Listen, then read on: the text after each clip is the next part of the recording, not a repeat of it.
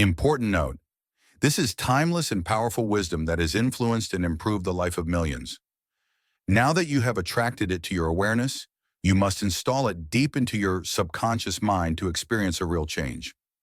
Read the description below this video and choose the links among multiple options that will aid you in achieving the optimum results you seek.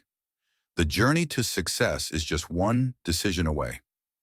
Thank you for listening and subscribing to Top Mindset Growth Channel. In How to Train Your Mind to Obey You, or It Will Destroy You. Your mind is the greatest servant you will ever have. But left untrained, it is also the most dangerous master you could ever face. It will either build empires at your command, or it will shackle you in chains of fear, doubt, and mediocrity. It will either obey you, or it will destroy you. Look at history and you will see this truth written in the lives of every great man and woman who ever rose from obscurity to greatness. Henry Ford was not born into privilege, yet he bent the power of his imagination until an assembly line appeared in the world. Thomas Edison was not blessed with extraordinary intelligence, but he disciplined his mind to persist where others quit, failing 10,000 times until he captured light itself. Andrew Carnegie arrived in America with nothing, a poor immigrant boy, yet he harnessed his thoughts until they became steel towers rising into the sky. These men did not stumble into success. They trained their minds to obey. They forged a mental discipline so strong that the world itself bent beneath their vision. And yet, look on the other side.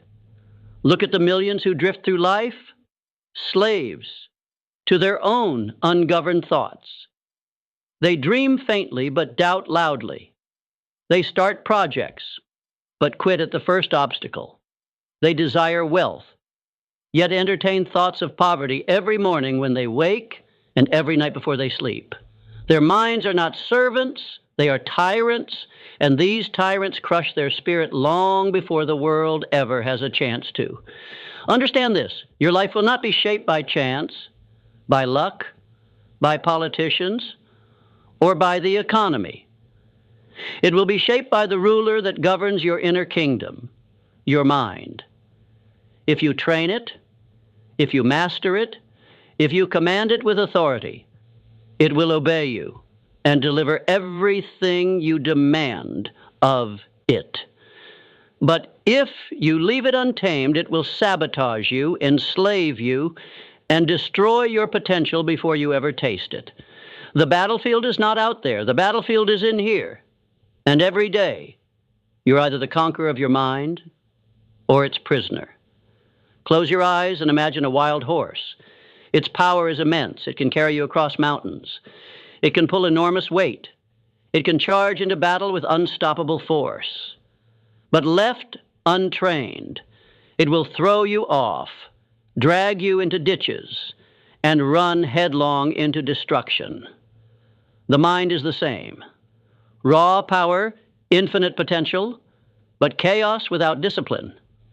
The great men and women of history were not born with better minds. They simply learned to hold the reins. Now, how do you hold the reins? How do you bend this invisible power until it serves you faithfully every hour of every day? It begins with belief. Belief is the foundation upon which every empire is built. You must know that whatever the mind can conceive and believe, it can achieve.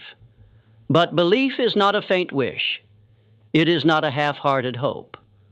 Belief is the iron command that says, "This shall be done," and accepts nothing less. When Ford announced he would build a motor car for the multitudes, experts laughed. They said it was impossible. He replied, "Whether you believe you can or you believe you can't, you are right." And he was right, because belief shapes the mind, and the mind shapes reality. But belief alone is not enough. Belief is the spark, but discipline is the fire. The mind must be trained like a soldier. It must be commanded daily. If you allow it to wander, it will drift toward fear. If you allow it to sleep, it will sink into laziness. If you allow it to consume every distraction and temptation, it will grow fat and weak.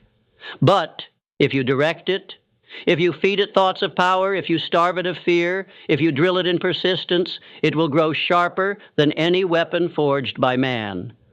Discipline begins with your thoughts. Every thought is a seed. Plant fear, reap limitation. Plant doubt, reap failure. Plant anger, reap destruction. But plant vision, and you will reap opportunity. Plant gratitude, and you will reap abundance. Plant faith, and you will reap miracles. The soil of your mind does not care what you plant. It will grow weeds as faithfully as it grows wheat. You must be the farmer, vigilant, ruthless, intentional. This is where most men lose the battle. They do not guard their thoughts. They allow every whisper of negativity, every headline of fear, every opinion of the doubters to enter their minds and take root. And once those seeds sprout, they wonder why their life feels heavy, why success eludes them, why they cannot rise above mediocrity. It is because their mind is not obeying them. It is obeying the weeds they allowed to grow. The training of the mind begins with command. Stand tall in the silence of your own thoughts and declare, I am the master of my mind. It will serve me. It will obey me. It will not destroy me. Speak it aloud. Write it down. Etch it into your very being until your subconscious trembles beneath your authority. This is no empty affirmation. It is a contract. A vow. You are declaring war against the tyrant within. And war requires strategy. The first strategy is clarity. No general marches to battle without a plan. No builder constructs without a blueprint.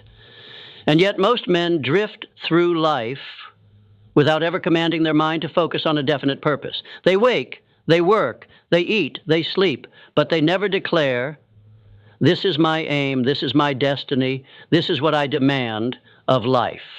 Andrew Carnegie, the steel magnate who became one of the richest men who ever lived, once said, and here is the prime condition of success. Concentrate your energy, thought, and capital exclusively upon the business in which you are engaged. Having begun on one line, resolve to fight it out on that line, to lead in it, adopt every improvement, have the best machinery, and know the most about it. That is clarity. That is the power of a mind obeying its master. Clarity does not whisper. It commands. Clarity does not wander. It directs. Clarity does not doubt. It knows. If you would train your mind, you must give it a clear purpose, a definite aim, a vision so sharp it cuts through every distraction. Without clarity, the mind grows restless, anxious, divided. With clarity, the mind becomes a spear, piercing through obstacles, unstoppable in its momentum. And yet clarity alone will not carry you. Vision must be paired with action. For a mind that dreams but does not act is like a sword that never leaves its sheath, beautiful but useless. The disciplined mind does not wait for perfect conditions, for guarantees, for the permission of others. It acts, it moves, it advances. Action trains the mind to follow command. Every time you act on your vision, you hammer obedience into the iron of your thoughts. Do you see the pattern? Belief, discipline, clarity, action, each one forging the mind into a weapon of creation. And yet there is one more element without which all else collapses: resilience. Because your mind will be tested. Life will strike you. Plans will fail. Friends will doubt you. Opportunities will vanish. And in those moments, the untrained mind crumbles. But the trained mind rises. The trained mind says, this setback is fuel. This defeat is only temporary. I will persist until I win. Thomas Edison said, I have not failed. I've just found 10,000 ways that won't work. That is the voice of a trained mind. A weak man would have quit after 10 attempts. A dreamer without discipline would have given up after 100. But a mind trained in resilience will persist 10,000 times if necessary, and that persistence bends the universe itself to its will. Resilience is not the absence of struggle. It is the mastery of struggle. It is the refusal to let temporary defeat become permanent failure. When Abraham Lincoln lost election after election, when his businesses collapsed, when his heart was crushed by personal tragedy, lesser men would have surrendered to despair. But Lincoln's mind was trained to endure. He obeyed a vision greater than his pain. And because he did, a divided nation found unity through his resolve. Your mind will try to convince you that setbacks mean you are unworthy. It will whisper, "Quit now. It is not meant for you." But understand this, those whispers are the voice of weakness, not the voice of destiny. The mind that obeys you will learn to silence them. It will say instead, "This is the cost of greatness. This is the fire that purifies. This is the test of my resolve." And with that perspective, every obstacle becomes fuel. Every wound becomes wisdom. Every scar becomes a medal of honor on the battlefield of life. Do not run from struggle. Embrace it. Do not flee from adversity. Thank it. For it is the hammer that forges the steel of your character. Wealth, success, greatness, they do not come to the fragile. They come to those whose minds can take the blows of life and still command. Forward. But resilience is not only persistence. It is also adaptability. The mind that is too rigid will break. The mind that refuses to adjust will be swept away by change. Look at Charles Darwin, not a warrior, not a king, not a tycoon, but a man who revealed one of the greatest truths of existence. It is not the strongest species that survive, nor the most intelligent, but the most adaptable. The mind you train must be disciplined, yes, but also flexible. It must bend without breaking. It must adjust its sails when the winds change. It must pivot when one path is blocked without abandoning the destination. Thomas Edison did not stop inventing when the phonograph was perfected. He moved on, he adapted, he pursued electricity. Walt Disney was told by bankers that his vision of Disneyland was foolish, that no one would come. But he adapted. He persisted. And today, millions enter a world built by a man whose imagination obeyed him, not his critics. Adaptability is not weakness. It is strength disguised as humility. It is the ability to say, the plan has failed, but the purpose remains. I will find another way. The trained mind knows there are infinite ways to reach one destination, but only if it refuses to cling to the one that no longer works. And here is where the true secret of wealth is revealed. Wealth is not first a number in a bank account, but a state of consciousness. A man may be given riches, but if his mind is still tuned to poverty, those riches will evaporate like smoke. Another man may begin with nothing, but if his mind is tuned to abundance, opportunities will seek him, doors will open, and fortune will eventually kneel at his feet. Wealth consciousness is the ability to command your mind to see prosperity where others see scarcity. It is the trained awareness that the world is filled with limitless opportunities, resources, and possibilities. Wallace D. Wattles, in The Science of Getting Rich, declared that you must think in the certain way, that prosperity is not luck but a mental law. Those who think in lack attract lack. Those who think in riches attract riches. Your mind, like a magnet, will draw to you the conditions that harmonize with its dominant vibration if you allow fear, doubt, and worry to rule your thoughts. You will find circumstances that match those fears. But if you train your mind to dwell on abundance, faith, and certainty, life will echo those thoughts back to you in the form of opportunities, wealth, and success. This is not mysticism, it is law. James Allen wrote, "You are today where your thoughts have brought you. You will be tomorrow where your thoughts take you." And yet most people live as if they are victims of circumstance, forgetting they are creators of circumstance. They allow the mind to drift toward fear, and then they wonder why fear multiplies in their life. They dwell on debt, and then more debt comes. They obsess over failure, and then failure knocks again. They do not see that their mind is obeying them. It is simply obeying the wrong commands. You must command differently. You must train your thoughts to obey wealth, not poverty. Train your vision to see opportunity, not limitation. Train your inner voice to declare faith, not fear. This is not denial of reality. It is the creation of a higher reality. Consider Nikola Tesla, a man whose visions were so vivid that he could design entire inventions in his mind before ever building them. His wealth was not measured in gold, but in ideas, ideas that changed the world. He once said, "If you want to find the secrets of the universe, think in terms of energy, frequency, and vibration." And he was right. Wealth consciousness is nothing more than tuning your mental frequency to abundance. Poverty is a vibration. Prosperity is a vibration. Which station is your mind tuned to? Gratitude is the dial that tunes the frequency. Gratitude is the discipline of wealth. To train your mind in gratitude is to train it to see riches where others see nothing. When John D. Rockefeller was a poor bookkeeper, earning just a few dollars a week, he practiced gratitude for every coin he saved. That mindset turned him into one of the richest men the world has ever known. Gratitude multiplies what it touches. It transforms scarcity into abundance because it commands the mind to focus on what is present, not what is absent. If you wake each day in complaint, your mind will obey complaint. If you wake each day in gratitude, your mind will obey gratitude.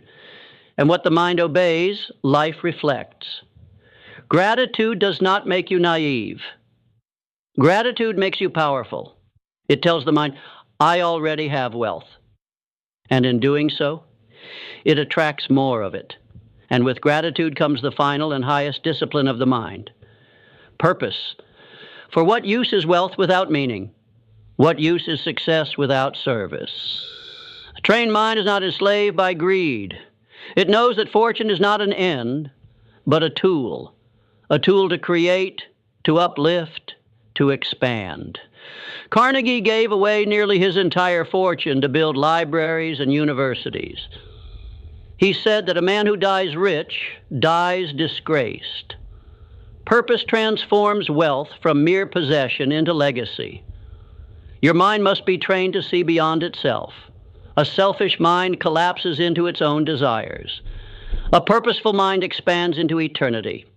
Purpose commands the mind to endure suffering, to resist temptation, to overcome fear. For when you know why you are living, no obstacle can stop you from how you will live. So ask yourself, what is my definite purpose?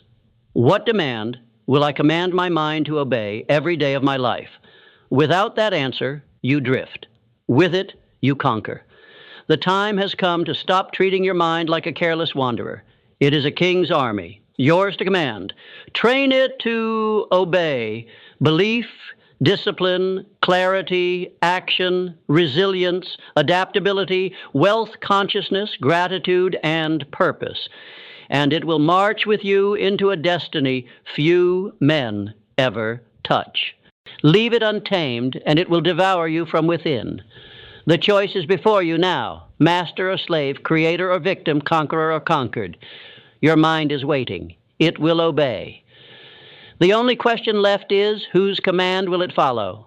Stand still for a moment and listen. Listen to the silence within you. There is a voice there, faint but undeniable. It is the voice of destiny, calling you to rise, calling you to take command of the kingdom that lies between your ears. That voice has been drowned out for years by doubt, fear, distractions, and noise. But it has never left you. It waits. It waits for the moment you stand up as the sovereign of your own mind and declare, no longer will I be ruled. From this day forward, I will rule. For centuries, the secret has been whispered through the ages by sages, prophets, and leaders. As a man thinketh, so is he. These 6 words contain the law of life itself. You are not a victim of your past. You are not a prisoner of your circumstances. You are not defined by the opinions of others. You are exactly what you have allowed your mind to think you are. And if you do not change those thoughts, nothing will ever change.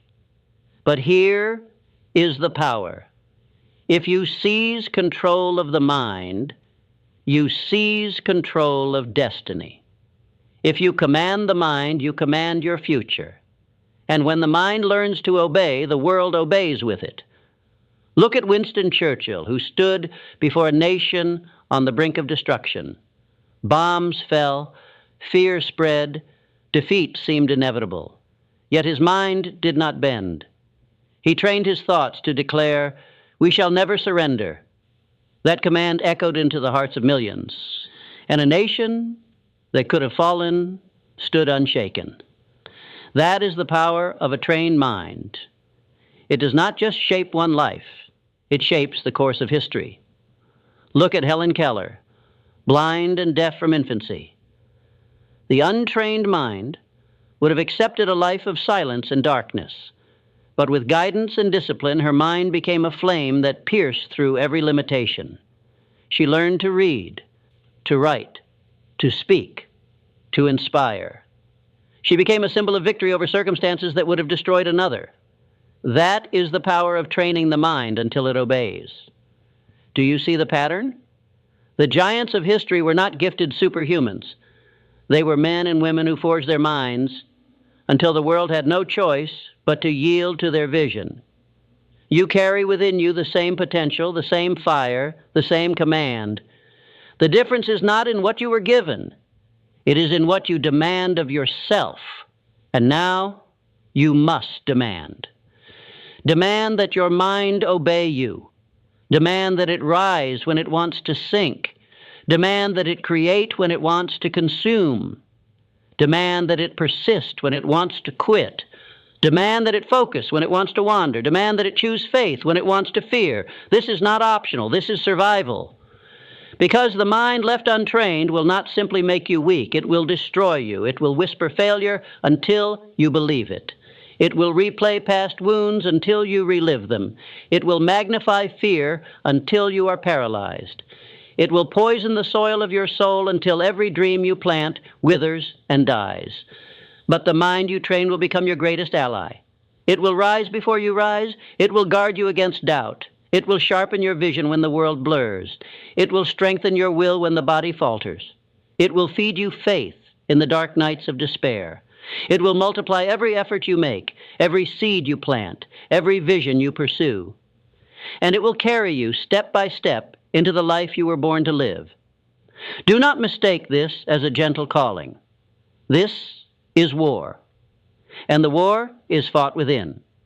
Every day you rise, the enemy rises with you. Fear, doubt, distraction, laziness, procrastination, despair. These are not abstract ideas. They are assassins. And if you do not fight them, they will cut you down from the inside. The only weapon strong enough to defeat them is a trained mind. So let the battle begin now. Take command. Guard your thoughts as a general guards his fortress. Choose your vision as a king chooses his heir. Discipline your actions as a master disciplines his craft. Feed your mind truth, courage, faith, and determination until